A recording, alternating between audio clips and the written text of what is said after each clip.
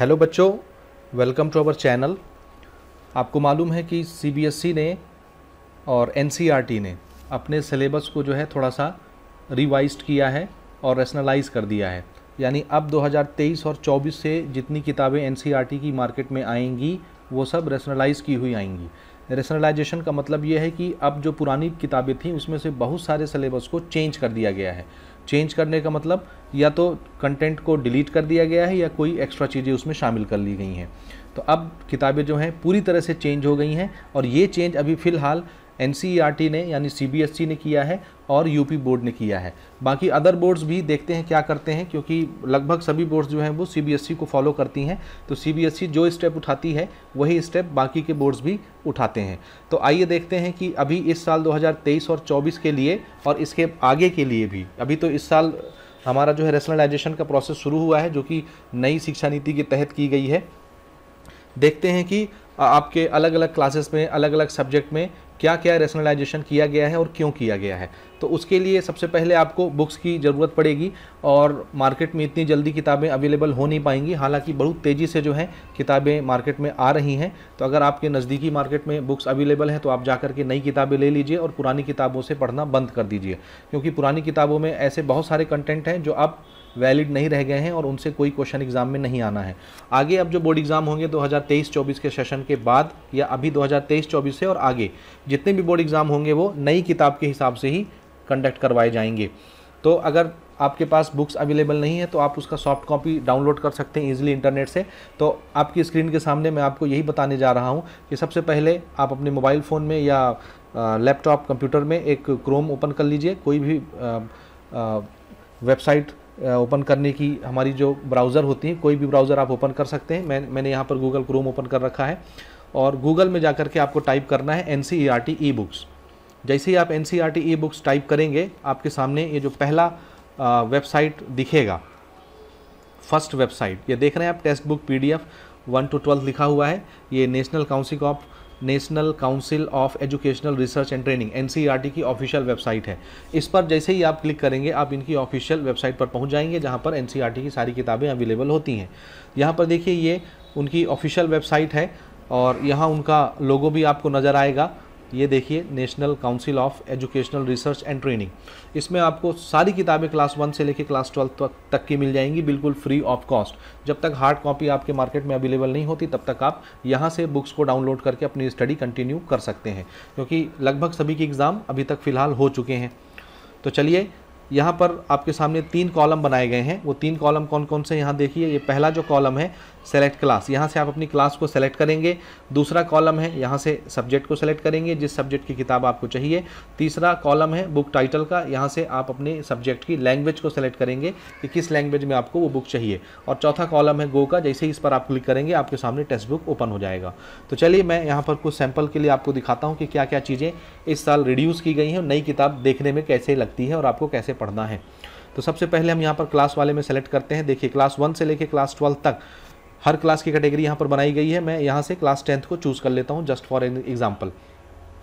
यहाँ पर सब्जेक्ट में हम आते हैं, आप देख सकते हैं बहुत सारे सब्जेक्ट्स यहाँ पर हमारे सामने ओपन हो गए हैं। इनमें से मैं मैथमेटिक्स को चूज़ कर लेता हूँ और अब मुझे सेलेक्ट करना है यहाँ से लैंग्वेज।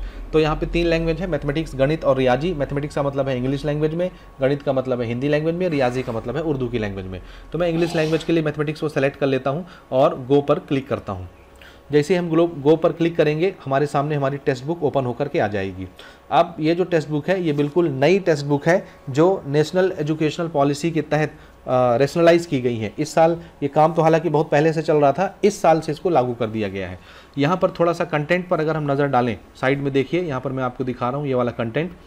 इस कंटेंट पर जब हम नज़र डालेंगे तो यहाँ पर आप देखिए चैप्टर 1 से लेकर के चैप्टर 14 तक जो है इंडेक्स बनाए गए हैं, यहाँ पर चैप्टर्स बनाए गए हैं।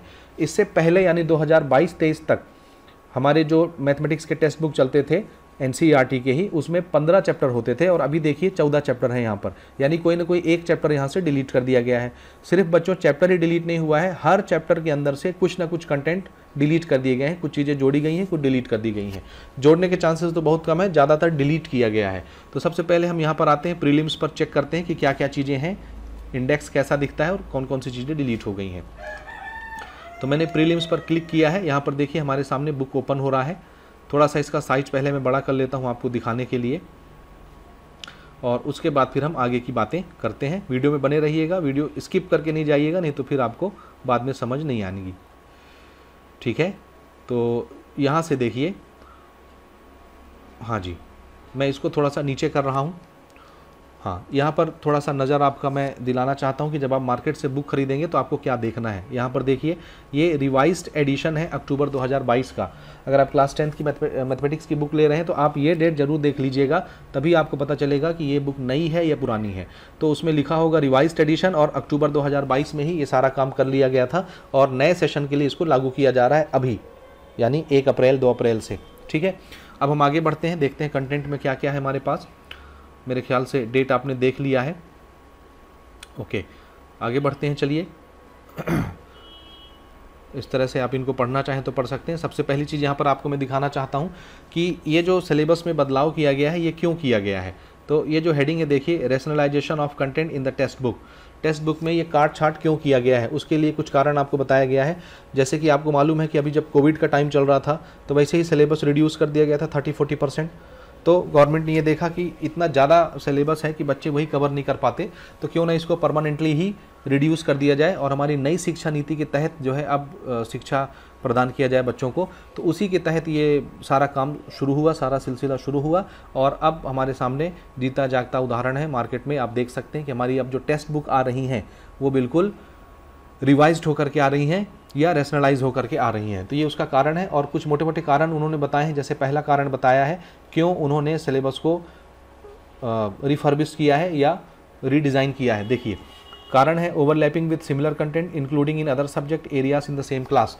बहुत सारे कंटेंट ऐसे होते थे कि सेम क्लास में अलग अलग सब्जेक्ट में रिपीट होते थे। ठीक है, जैसे फिजिक्स में बहुत सारी चीज़ें रिपीट हो जाती थी, केमिस्ट्री में बहुत सारी चीज़ें रिपीट हो जाती थी, इसी तरह से मैथमेटिक्स में भी बहुत सारी चीज़ें रिपीट हो जाती थी अलग अलग जगह पर। ठीक है, तो एक ही क्लास में अलग अलग सब्जेक्ट में अगर कुछ टॉपिक सेम रहते थे तो उनको बार बार पढ़ना पड़ता था। इस वजह से अब सिमिलर टॉपिक वाले जितने कंटेंट होंगे उनको डिलीट कर दिया गया परमानेंटली। दूसरा कारण ये है कि बहुत सारे टॉपिक ऐसे होते हैं जो आप अभी तो पढ़ रहे हैं इस पर्टिकुलर क्लास में, इसके बाद जब आप हायर क्लासेस में जाएंगे तो भी आपको वही सेम कंटेंट पढ़ने को मिलता है, देखने को मिलता है। तो बोर्ड ने ये भी डिसीजन लिया है कि एक कंटेंट बच्चे को एक ही बार पढ़ाया जाए, बार बार उसी को रिपीट ना किया जाए।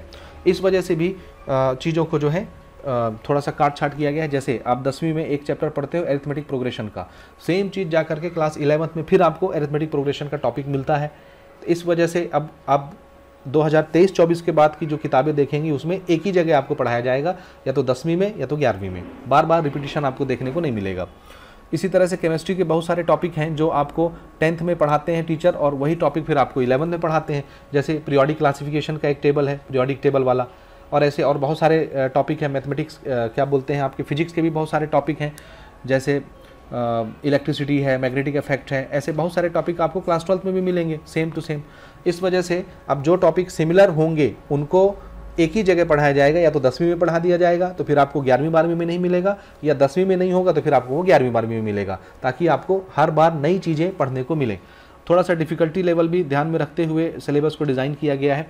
बहुत ज़्यादा डिफ़िकल्ट भी नहीं रखा गया, बहुत ज़्यादा ईजी भी नहीं किया गया है, मॉडरेट लेवल पर रखा गया है। क्योंकि आपको मालूम है अब आपके जो एग्ज़ाम होंगे वो रट्टा मेथड से तो आप नहीं क्रैक कर सकते, क्योंकि अब CBSE जो पेपर ले रही है जिस हिसाब से, उस हिसाब से आपको कंसेप्चुअल नॉलेज अच्छा होना चाहिए। आपका कंसेप्चुअल नॉलेज पर थोड़ा सा फोकस करना है, क्योंकि एग्जाम में अब आपके कंसेप्चुअल क्वेश्चन ही आते हैं। रट्टा मेथड बिल्कुल ख़त्म कर दिया गया है, तो कंसेप्चुअल नॉलेज पर थोड़ा सा आपको फोकस करना है। अगला जो टॉपिक उन्होंने रखा है कारण, वो टॉपिक है content which is easily accessible to the student without much interventions from teachers and can be learn by children through self learning. यानी अब सिलेबस में ऐसी चीज़ें रखी जाएंगी जिसको टीचर आसानी से समझा सके और बच्चे को सेल्फ स्टडी करने में भी आसानी रहे। बहुत ज़्यादा मुश्किल चीज़ें नहीं रहेंगी, रॉकेट साइंस नहीं रहेगा जो आपको इमेजिन करने में, कल्पना करने में मुश्किल हो। जो ईजी चीज़ें होंगी, आसानी से एक्सेस की जा सकती होंगी, वही चीज़ें सिलेबस में रखी जाएंगी। जो इररिलेवेंट कंटेंट थे उसको रिमूव कर दिया गया है, और जो काम की चीज़ें खाली उन्हीं को सिलेबस में रखा गया है।